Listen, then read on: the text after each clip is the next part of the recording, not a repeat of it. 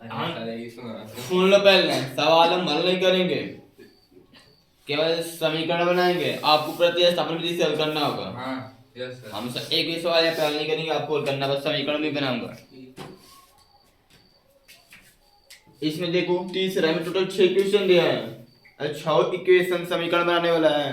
मैंने बोला देखो हमेशा दो रैखिक समीकरण के चैप्टर में दो चीजों के बारे में बात करेंगे, या तो संख्याएं हो सकती हैं, या तो वस्तु हो सकता है, किसी वस्तु का रेट हो सकता है, या फिर चालू हो सकता है किसी चीज का, या फिर किसी चीज का मूल्य हो सकता है, कुछ भी हो सकता है। दो संख्याओं का अंतर कितना है?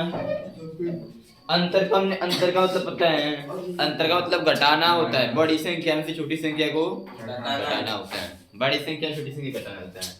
और एक संख्या दूसरी संख्या का 3 गुनी, एक संख्या जो दूसरी संख्या कितनी है? 3 गुनी। तो उन्हें ज्ञात करना, बस इतना सिंपल दिया है। बताओ कितनी संख्याओं के बारे में बात चल रही है? 2 गुना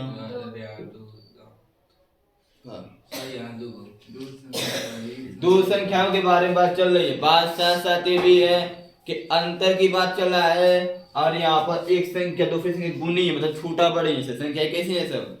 छोटी बड़ी है। तो संख्या बराबर नहीं है, छोटी बड़ी है सब। तो यहाँ पर आपको मानना है माना एक संख्या, माना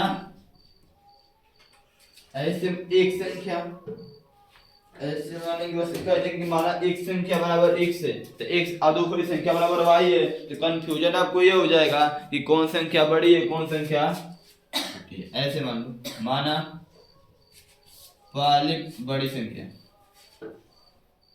माना बड़ी संख्या, माना बड़ी संख्या, माना बड़ी संख्या बराबर x, बड़ी संख्या बराबर तथा छोटी संख्या बराबर y। दो संख्या है ना, तो छोटी बड़ी है तो छोटी बड़ी मानो, तभी कुछ डिफरेंस निकलेगा। तो प्रश्नानुसार, प्रश्न में क्या बोलना है? प्रश्नानुसार बताओ, प्रश्न में क्या बोला है? दो संख्याओं का अंतर 26 है। अंतर जब भी निकालते हैं हमेशा बड़ी संख्या से छोटी संख्या को, अब बड़ी संख्या क्या है? x है, माइनस वाई बराबर। जब बड़ी संख्या में से छोटी संख्या को हटाते हैं तो अंतर कितना आता है? 26। कितना आता है? इतना आसान देखिए। और कुछ बोला है? और क्या बोला है? एक संख्या दूसरी संख्या की 3 गुनी है। जो एक संख्या है दूसरी संख्या की 3 गुनी है। 3 गुनी कौन है? जो बड़ी संख्या है छोटी संख्या की 3 गुनी है। यानी x और y में संबंध निकालो, कौन बड़ा है? यह बड़ा है यह बड़ा है। तो कितना बड़ा है? 3 गुना बड़ा है। कितना? तो इनको बराबर करना है। क्या करना है? कैसे बराबर होगा? ये 3 गुना पहले से, या तो इसमें 3 से भाग दें या फिर इसमें 3 से गुणा। जो छोटा होगा उसमें गुणा करें तो ये बराबर होगा। ये नहीं कि बड़े में 3 गुना कर दे और बड़े को 3 गुना और कर दें तो और बड़ा हो जाएगा, तो बराबर नहीं होगा। बड़ा कौन है? बड़ी संख्या जो है वो छोटी संख्या के 3 गुनी। 3 दोनों को बराबर करना होगा। क्या करना होगा? बराबर कैसे होगा? छोटी संख्या में 3 का गुणा करेंगे तो या x बराबर कितना होगा? 3y। 3y उधर लाओगे तो x हो जाएगा, प्लस 3 हो जाएगा माइनस 3y बराबर। ये समीकरण, इसको आपको प्रतिस्थापन विधि से हल करके x और y का मान निकालना है। x और y का मान निकालेंगे, निकालने के बाद लिख सकते हैं कि आप छोटी बड़ी संख्या बराबर x और x का मान जितना आएगा उतना आंसर होगा। छोटी संख्या लगा देना सर, नोट कर लो। लगाएंगे नहीं आप लगाइएगा।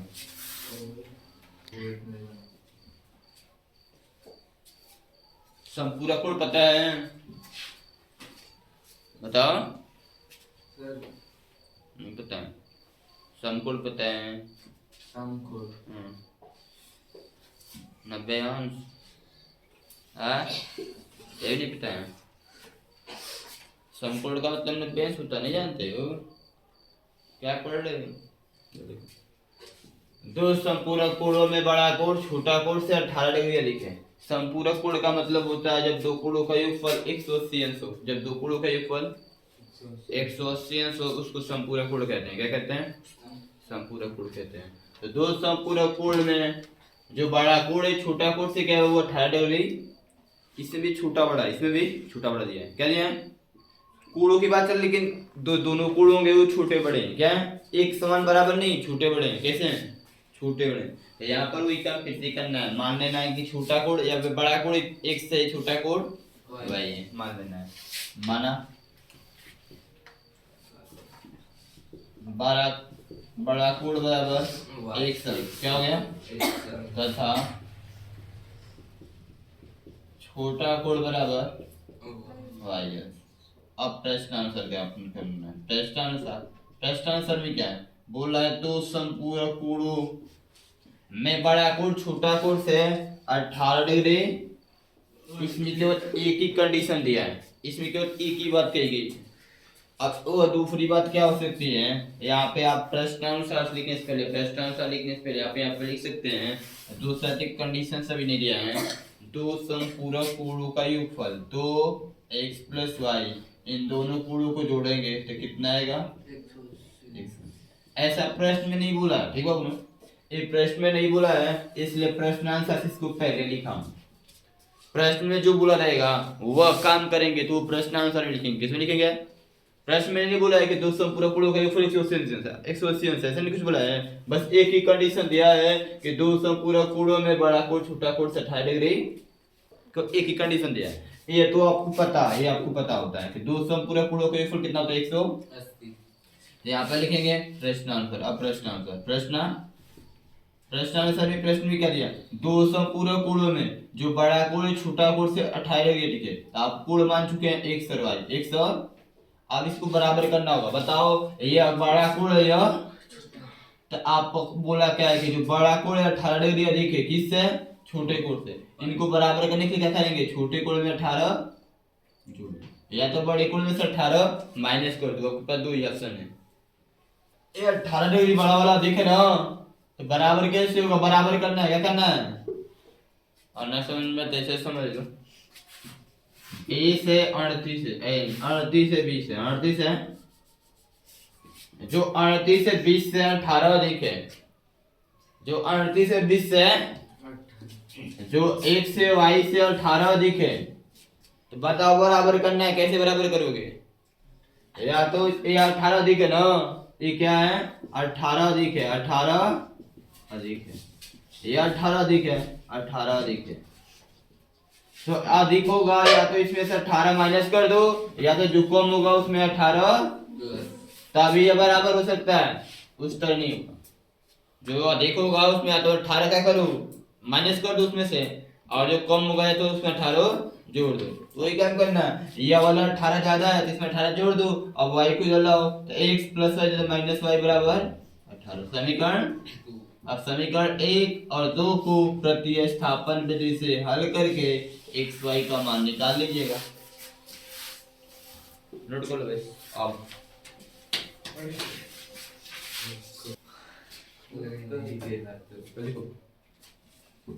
सर रेट कैसे निकालते हो, डन, जैसे एक कलम का मूल्य 5 रुपये, 10 कलम का मूल्य, सर ये क्वेश्चन तो दिए आप लगाइए, आपको आ रहा है तो आप लगाइए शांति। एक कलम का मूल्य 5 रुपये, 10 कलम का मूल्य कितना होता है, 50, नहीं पता है, सामान खरीदने जाती हो, 1 किलो आलू का मूल्य 20 रुपये, 10 किलो आलू का मूल्य कितना होगा,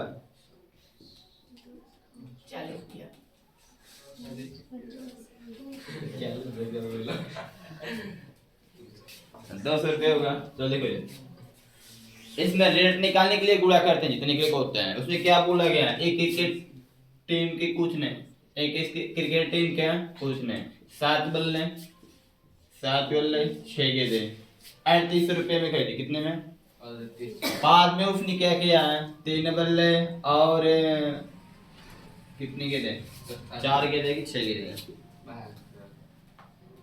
3 बल्ले और 5 गेंदे, 3 बल्ले और 5 गेंदे, कितने, 5 गेंदे, 1750 में खरीदे, तो प्रत्येक बल्ले और प्रत्येक गेंद का मूल्य पूछा है, जो पूछता है वही मानते हैं, जो पूछेगा वही मानते हैं, माना, प्रत्येक का मतलब एक, प्रत्येक का मतलब एक, माना एक बल्ले का मूल्य बराबर 1 रुपये, माना एक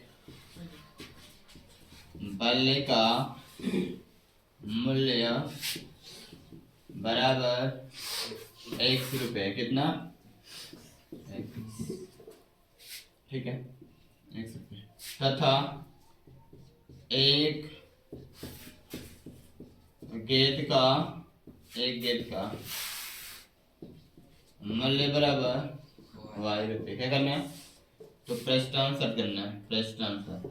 और प्रश्न में तो कंडीशन दिया है, प्रश्न में देखो पहला कंडीशन है, ये बताओ एक बल्ला जिस 200 रुपये का या 250 रुपये के, कितने का है? एक बल्ले का मूल्य यदि मान लिया 250 रुपये के, तो दो बल्ले कितने के होंगे? 500। कहाँ से आ रहा है? इसी में दो का क्या कर रहे हो? गुणा कर रहे हो, क्या कर रहे हो? या फिर दूसरा ऑप्शन क्या है? इसको जोड़ेगो, इसको दो टो है तो 250 प्लस 200 250 प्लस 250, या फिर 250 गुणे कितने बल्ले? दो बल्ले, दो का गुणा, दोनों हिसाब से कितना आएगा? 500। दोनों हिसाब से कितना आएगा? तो एक बल्ले का मूल्य 100 रुपये, तो 7 बल्ले का मूल्य कितना होगा? 7 बल्ले का तो x plus x plus x plus x plus 7 बार लिखना पड़ेगा। कब? तो 7 जोड़ेंगे तो 7 1 से आएगा, क्या आएगा? या फिर आप कर सकते हैं कि 7 बल्ले का मूल्य, एक बल्ले का मूल्य 100 रुपये, तो 7 बल्ले का मूल्य 7, 1 से गुणे 7 गुणा कर देंगे उसमें, प्लस में 6 गए थे 6, एक गेट का मूल्य y रुपये, 6 गेट का मूल्य 6। दोनों खरीद कर दुकानदार को कितना देना पड़ता है? उसको 38 रुपये। कितना देना पड़ता है? ये आपका समीकरण, ये आपका समीकरण। और बाद में और क्या? और बाद में क्या बोला है? उसने क्या कहा? 3 बल्ले, एक बल्ले का मूल्य 100 रुपये, 3 बल्ले का मूल्य 3 प्लस 5 गेट का मूल्य, एक गेट का मूल्य y रुपये, 5 गेट का मूल्य 5y, कितना होगा? बराबर कितना देना पड़ता है इसको? 1750। 1700, ये समीकरण। और इसी को हल करके आपको 101 का मान निकालना है। 101 का मान एक बल्ले का मूल्य और एक गेट का मूल्य आ जाएगा। मैं हल करने तो नहीं जा रहा हूँ, या इस सवाल को कर दूँ? नहीं, आप लोग कर लीजिएगा, ठीक है। प्रतिस्थापन भी हल करना है, किससे? लिख लो, नोट कर लो, लगा लो, बताना।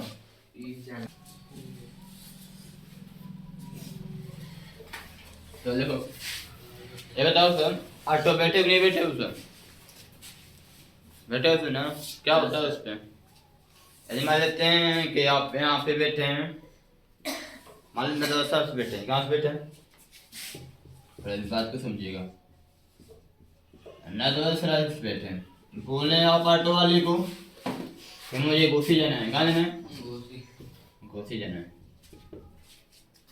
यदि मान लेते हैं घोसी तो लेकर चले गया, घोसी ले जाने के लिए आपसे 20 रुपया लिया, कितना लिया? यहाँ से नदवासा से घोसी तक की दूरी कितना? लगभग शायद 8 किलोमीटर। कितना है वो? घोसी से नदवासा से घोसी कितना है? 8 किलोमीटर। कितना है वो? उतने का 20 रुपये ले लिया। कितना ले लिया? अब घोसी जाना है तो घोसी की भी तो एरिया बहुत बड़ी है, ये थोड़ी नहीं कि इतने दूर में है। अब घोसी में आने के बाद कहेगा कि भैया अपनी दुकान लेते चले जा, या तो उस हॉस्पिटल लेते जाना। तो जब घोसी लेके चला गया तो उसका तो 20 रुपया हो गया। ये फिक्स सबके लिए फिक्स होता है, ये सबके लिए। अब घोसी के बाद तुम उससे बता रहे हैं कि तुम यदि 4 किलोमीटर जाओगे तो वो इतना, इससे बेसी भी ले सकता है, उसमें कोई फिक्स नहीं है। मतलब कहने का मेरे यह है कि चलो इसे मान लो 10 मान लो, क्या मतलब मान लो 10 समझने के लिए। नदवासराय से घोसी कितना? 10 किलोमीटर है। कितना है? तो 10 किलोमीटर का कितना पैसा लेता है बाबू? 20 रुपये। कितना लेता है? तो 1 किलोमीटर कितना लेगा? 2 रुपये। कितना? 20 रुपये लेता है, 20 रुपये। कितना बाबू? होगा कि नहीं होगा? यानी कि 1 किलोमीटर का 2 रुपया लिया, तो मैंने बोल दिया कि घोसी से 5 किलोमीटर उस ऑटो से मुझे कोई घोसी में किसी हॉस्पिटल जाना है, किसी, तो ये बताओ तुमसे कोई रुपया लेगा घोसी से उस हॉस्पिटल का? बताओ मुझे। किलोमीटर बता। कहोगे कि सर जी 1 किलोमीटर का 2 रुपया ले रहा है तो 5 किलोमीटर का 10 रुपया लेगा, ये लेगा? ऐसा नहीं है, ऐसा आप सोच रहे हैं। ऑटो वाले क्या करते हैं ऐसा ना, ये नियत सबके लिए फिक्स होता है। घोसी से जाएंगे, थोड़ा सा भी दूर जाएंगे ना तो उसका ज्यादा पैसा लेते हैं, अतिरिक्त किराया ज्यादा लेते हैं सब। जैसे यहाँ से बनारस जाना चल जाएंगे ट्रेन से चाहे बस किसी माध्यम से, लेकिन वहां से उतने दूर जाना होगा, बैठेंगे, कहाँ चल रहे हैं, देख रहे नहीं देख रहे? इतने दूर का 10 रुपये ले रहे हैं सब, 20 रुपये ले रहे हैं सब, लेते रहे, देख रहे हो नहीं देख रहे हो? वो दूरी नहीं देखते हैं सब। अतिरिक्त किराया हमेशा महंगा होता है, नियत फिक्स होता है। नियत क्या होता है? फिक्स। अतिरिक्त किराया तो मांगने के ऊपर, उन सबके मांगने के वो फिक्स होता है। तो इसी तरह सवाल में बोला है, इसी तरह सवाल में कुछ क्वेश्चन मिल जाता है। एक उदाहरण से हमेशा नियत फिक्स रहेगा। नियत ये सबके लिए 20 रुपया फिक्स रहेगा। ये सबके लिए 20 रुपये, ये सबके लिए 20 रुपये फिक्स होगा। सबके लिए 20 रुपये फिक्स होगा। लेकिन अब घूसी से कहा जाना, जितना दूर जाओगे उतना पैसा बढ़ता चला जाएगा। 1 किलोमीटर तो वो नहीं कि 2 रुपया, वो ज्यादा लेगा। अब कितना लेगा तो उसके लेने के ऊपर है।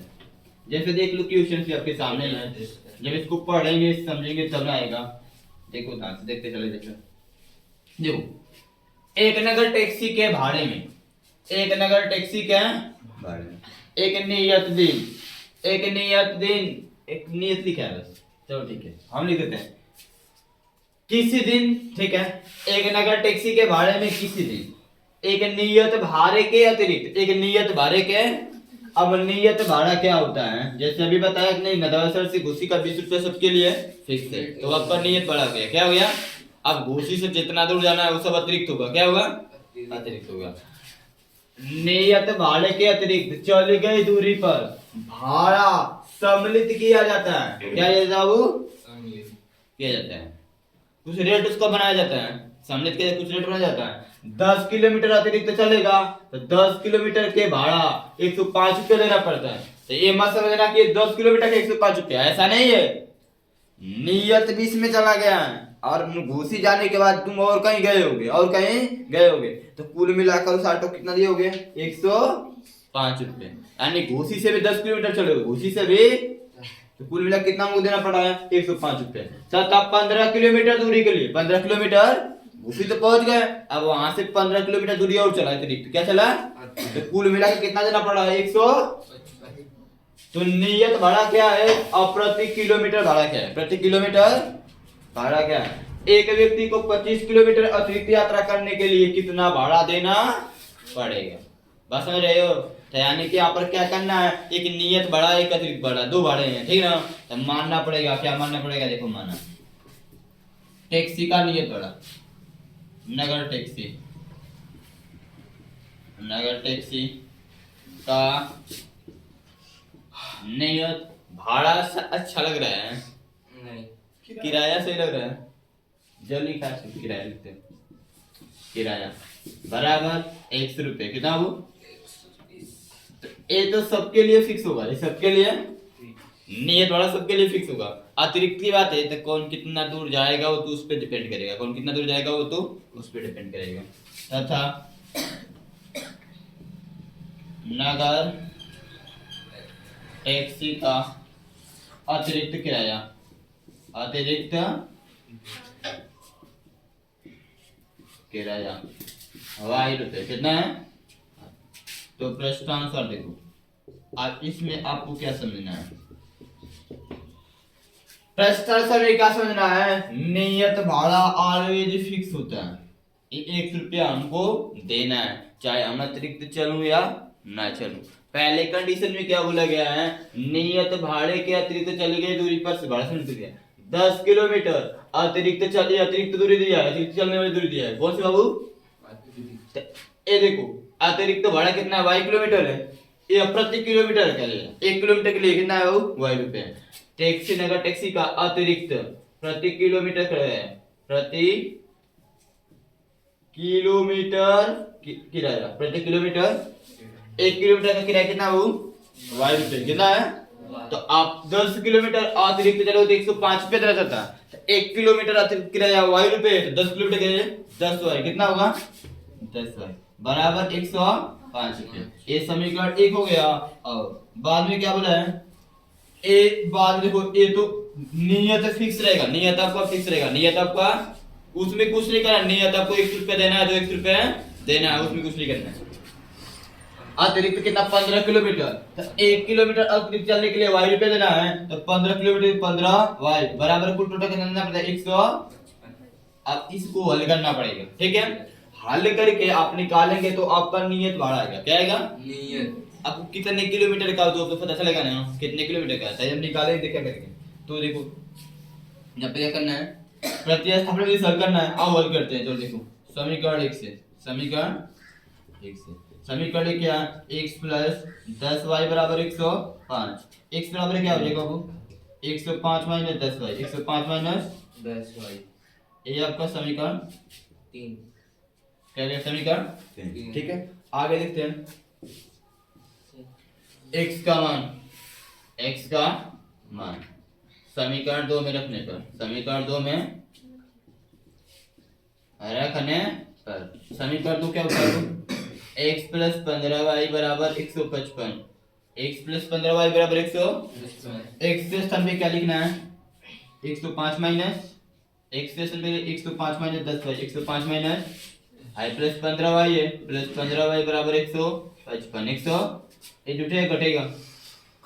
105 को उधर जो घटेगा ना बाबू, एक माइनस एक क्या है? प्लस 10 में से 15, 15 में से 10, 5y क्या बचेगा? जिसमें से घटाएंगे उसी का निशान, 15 के निशान प्लस है तो प्लस प्लस नहीं कर सकता, 155 इधर जाएगा तो प्लस 105 इधर जाएगा तो माइनस 150, एक स्टेप में चल गई क्या? 50 होती y बराबर कितना होगा? काटोगे 10 कितना आएगा? 5 से कम 5 15 50 y बराबर एक क्या है? 10 रुपए। अतिरिक्त किराया कितना? 1 किलोमीटर के लिए 10 रुपए, 1 किलोमीटर के लिए 10 रुपए। ठीक है, अब यहाँ तो आ गया। अब y का मान समीकरण 3 रख देते, x का मान आ जाएगा। ठीक है,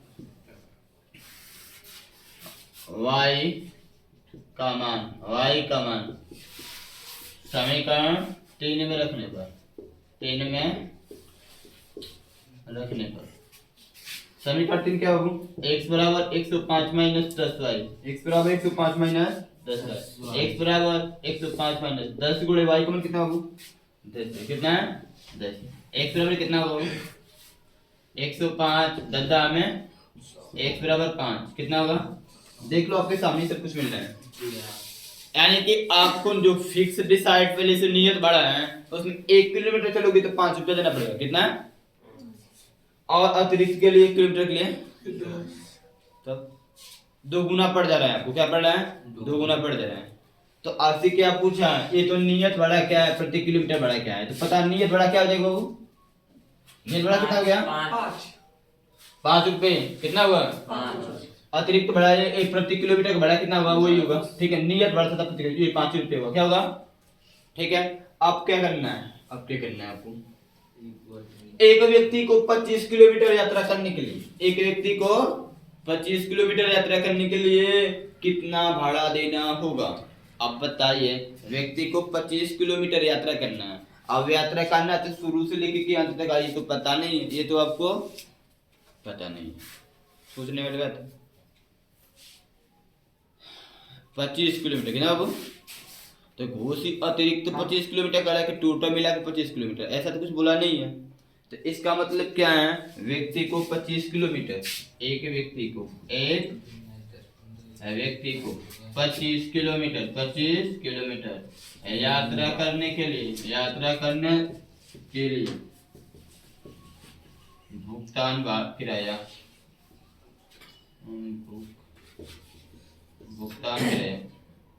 ठीक है, भुगतान किराया बराबर 1 रुपया तो उसे देना ही है, 1 रुपया तो उसे नियत बड़ा तो उसे देना ही है। 25 किलोमीटर चलेगा, 25 वाई कितना हो जाएगा? x का मान कितना है? 5 प्लस 25 गुणे y का मान 10, 25 दाव में 250, 50 255, 255 रुपये कितना देना पड़ेगा? उसे 255 रुपये कितना देना पड़ेगा बाबू? नियत हमेशा फिक्स होगा, नियत हमेशा 1 रुपया तो उसे देना ही है। अतिरिक्त 25 किलोमीटर चल गया, 25 किलोमीटर के लिए क्या होगा? 25 वाई यहाँ पे कॉल करो, कितना देना पड़ेगा? 255 रुपये कितना देना पड़ेगा? ये आपका क्वेश्चन है। देखो भाड़ा के लिए सवाल है, तो नोट कर लो।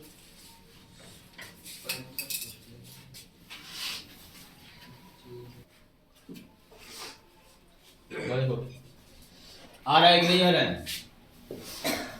भिन्न में क्या होता है? तीसरा 5वां में क्या दिया है? भिन्न के रिलेटेड क्वेश्चन है। भिन्न में क्या होता है बताओ? आंसर और होता है आंसर नहीं होता। देखो क्या बोलना है, बहुत आसान सिंपल क्वेश्चन कर लो। देखो एक्सरसाइज जो भी दिया है ना, पहले एक्सरसाइज समझा थे क्वेश्चन वाला, 2-3 क्वेश्चन था, 3 क्वेश्चन था, सब उसी रिलेटेड है सब। उसको कोई चीज बताया जाता है तो उसको 1 बार 2 बार 3 बार इतना अच्छी तरह से रिवीजन कीजिए, किसके रिलेटेड एक भी क्वेश्चन आया तो उसे लगा लीजिए। तो आप लोग पढ़ते नहीं मन से, यानी किसी भिन्न के अंश और दोनों में 2 जोड़ दिया जाए कितना? तो भिन्न कितने बदल जाते हैं? 2/2 11 में कितना हो जाएगा उसका मान 9/11 और अंश और हर दोनों में 3 जोड़ दिया जाए कितना 3 जोड़ दिया जाए तो वो भिन्न कितना हो जाती है 5/6 हो जाती है तो भिन्न ज्ञात करना है। अब भिन्न की बात है तो भिन्न आप जानते होंगे भिन्न में अंश और हर होता है और अंश की बातें चल रहा है तो आपको क्या करना है देखो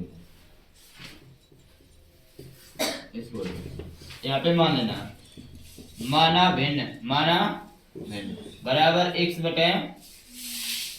क्या है अंश है y क्या है पता है ना ऊपर अंश होता नीचे अब ये जरूरी नहीं है क्या ऐसे बोले कभी कभी क्वेश्चन क्या करता है अंश में 1 जोड़ दें हर में से 2 घटा दें ऐसे भी बोलता है ये तो सिंपल क्वेश्चन है कभी कभी बोल देगा यदि किसी भिन्न के अंश में 2 जोड़ दें हर से 2 घटा दें तो वो भिन्न इतने बदल जाती है समझ रहे हो ना किसी में जुड़ेगा किसी में घटाएगा तो ऐसे बोल सकता है जैसे आंसर जानेंगे जो बोलेगा वैसा करेंगे जो बोलेगा वैसा याद लिखिए प्रश्न होता प्रश्न होता बताओ प्रश्न में क्या बोला है कि भिन्न के अंश और हर दोनों में कितना जोड़ना है 2 ये भिन्न मैंने लिख लिया x/y अंश में भी 2 जोड़ना है हर में भी अंश में भी 2 जोड़ दिया हर में भी तो ये भिन्न का मान कितना हो जाता है तो वो भिन्न 9/11 हो जाती है 9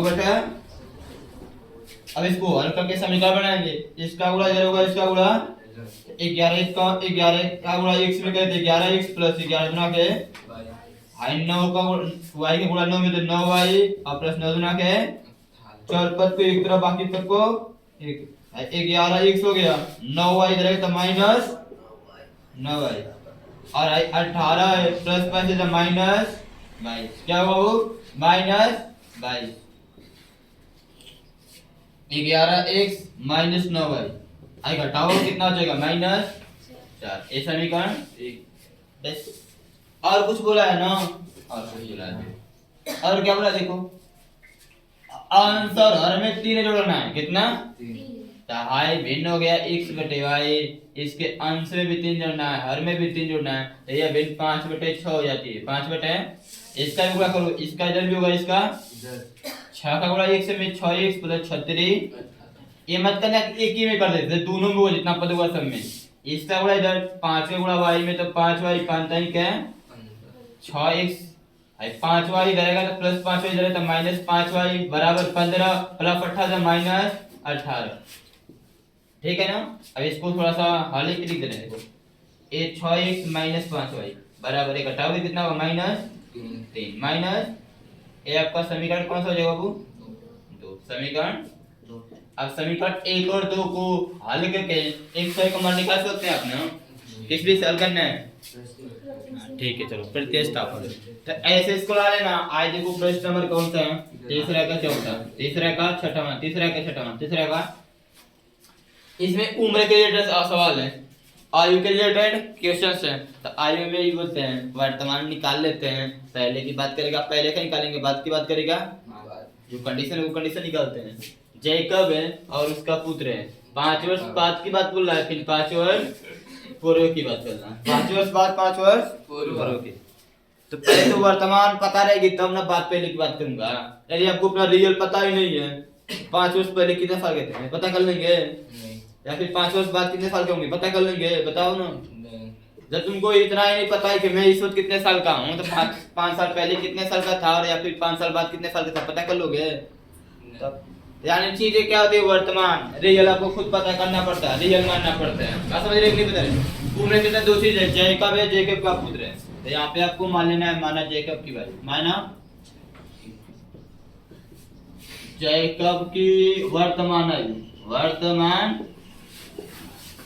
बराबर x वर्ष क्या माना वर्तमान क्यों नहीं कहा वर्तमान का मतलब रियल जो इसका इस वक्त चल रहा है ठीक है जिस वक्त की ये क्वेश्चन लिखा गया है जिस वक्त कोई क्वेश्चन बनाया है जिस वक्त जैकब अपने पुत्र से बोलता है उस समय की बात है ठीक है और जैकब के पुत्र जैकब के वर्तमान आयु क्या हो गया तो प्रश्न था तो प्रश्न आंसर में क्या होगा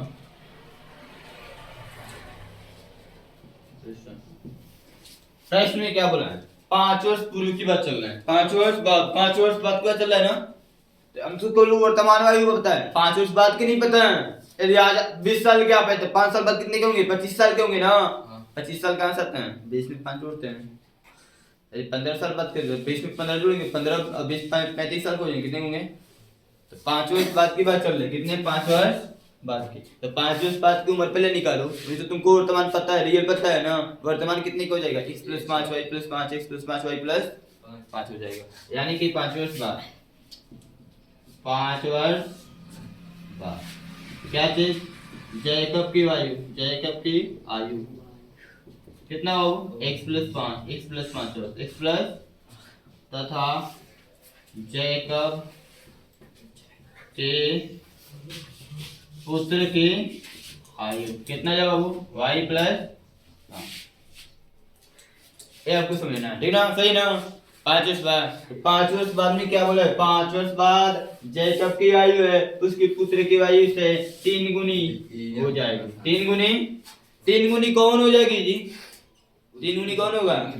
जैकब बड़ा है, जैकब की आयु 3 गुनी होगी। किसकी? तो जो x + 5 है, इधर y + 5 लिख लो। अब ये बताओ, यह जैकब है, यह जैकब का पुत्र है, इसकी उम्र 3 गुनी है इसकी उम्र से, तो इनको बराबर करना है। क्या करना है? बराबर। तो ये पहले से 3 गुना, तो इसमें 3 का गुणा करो, तब जाके बराबर होगा। ये 3 गुना, जैकब की आयु 3 गुना है, पुत्र की नहीं, तो पुत्र का 3 गुना तब जाके बराबर होगा, तब जाकर बराबर होगा। अब गुणा करो, 3 का गुणा। ऐसा क्या होता है ना, जब सवाल पढ़ेंगे कि क्या लिखा है, उसके देखो, जैकब की आयु उसके पुत्र की आयु से 3 गुनी हो जाएगी, तो पुत्र की आयु से जैकब की आयु 3 गुनी हो जाएगी। पढ़ोगे तो क्या होगा? जैकब की आयु 3 गुनी हो जाएगी, तो जैकब में 3 का गुणा कर दोगे तो 3 गुना था ही, अब और 3 गुना हो जाएगा, तो सवाल तो उसी तरह गलत हो जाएगा। बराबर करना होता है, क्या होता है? बराबर। तो जिसका जो छोटा होता है 3 गुना, ये कम है, तो 3 का गुणा करे थे, 30 में 3 से भाग दो। अब 3 का गुणा इसमें होगा, 3 का गुणा इसमें होगा, x + 5, ये 3 का गुणा y में करो, 3y 5 तक क्या? 3y इधर लाओ, प्लस 3y इधर तो -3y, अब बराबर है 15 है, i + 5 इधर -5, x - 3y, आई घटाओ कितना हो जाएगा? समीकरण 1 हो गया। और क्या बोला है? 5 वर्ष पूर्व, 5 वर्ष अब पूर्व की बात चल रहा है, पहले की बात चल रहा है। क्या की? पहले की बात। आज आप 20 साल के, 5 साल पहले कितने के होंगे? 15 साल के होंगे। हंसने वाली क्या बात है? निकालना है फिर टाइम। 25 के होंगे तो 20 के होंगे, 30 के होंगे तो 25 के होंगे, ये नहीं होंगे। कैसे निकलता है? माइनस करना पड़ता है। पूर्व में क्या करना पड़ता है? माइनस, बाद में प्लस करना पड़ता है। कहाँ लिखूं? ऊपर वाला सॉल्व मिटा दे रहा हूं मैं, देखो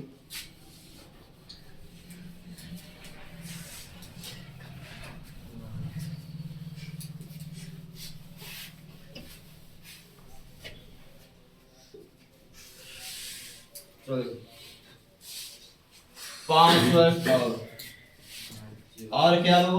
5 वर्ष पूर्व, 5 वर्ष पूर्व, 5 वर्ष पूर्व क्या चीज? जैकब की आयु कितनी हो जाएगी? जैकब की आयु वर्तमान 1 से, वर्तमान ये मत करना आकर इसमें से 5 माइनस करें, नहीं रियल से जो वर्तमान होता है उसमें से माइनस करते हैं वर्तमान से, ठीक है बाबू? इसमें से नहीं, ये तो 5 वर्ष बाद की है, कितना है? अब 5 वर्ष बाद में से 5 माइनस करके तो वर्तमान हो जाएगी। क्या हो जाएगी?